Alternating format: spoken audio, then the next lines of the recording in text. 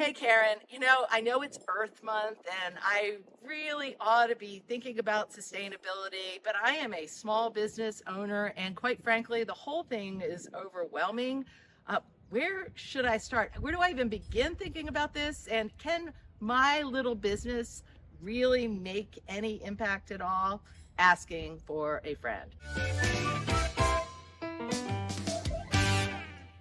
Hi, I'm Karin Hurt, and I'm here with our next edition of Asking for a Friend from the road from beautiful Scottsdale, Arizona at the ISA conference. And I just listened to Cooper Wechkin, and he gave a remarkable talk, made this sound very digestible. And I thought, oh, we need to share some of his wisdom with you. So welcome to the show. Thank you so much, Karin. So yeah, happy to share a little bit more on what sustainability can look like for small businesses.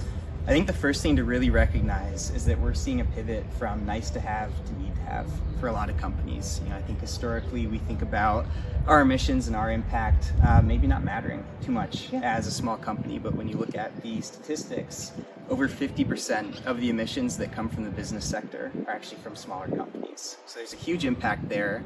And what we're starting to see is that actually 80% of consumers expect businesses to do something about climate change, and 50% are willing to shift their purchasing to the more environmentally friendly options. Both of those statistics really blow my mind. Yeah. Right? Yeah. It's a lot. Yeah.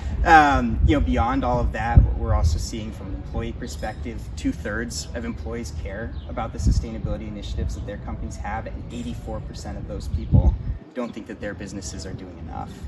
So we're seeing it on this employee side, this customer side. If you work in the B2B space and you're servicing larger enterprises, if you ever see those net zero commitments that they're making, 80% of those emissions come from their suppliers. So if they ever want to hit that goal, they need their suppliers to be taking action as well, right? So there's a big business case here in terms of taking action. What we recommend is really a 3 to 4 step process. So kind of the step one is you have to figure out what your emissions are. So what does that look like from a company perspective? What we recommend looking into, what we do a lot of our work around, is the greenhouse gas protocol. So you can think of this as the generally accepted accounting principles for carbon accounting. Within that, you'll figure out what your total emissions are. It'll be a really straightforward process. You kind of get the right help and the right resources. From there, start to think about what can you do within your business to actually reduce those emissions. Is it maybe flying a little bit less? Is it the electricity that your office uses? Or is it the HVAC that you're leaving on in the office or at home? Really going through that and figuring out what can you do to reduce those emissions. Well, thank you so much. Really appreciate the practical advice. We'll show people how they can reach you. We'll see you next time on Asking for a Friend.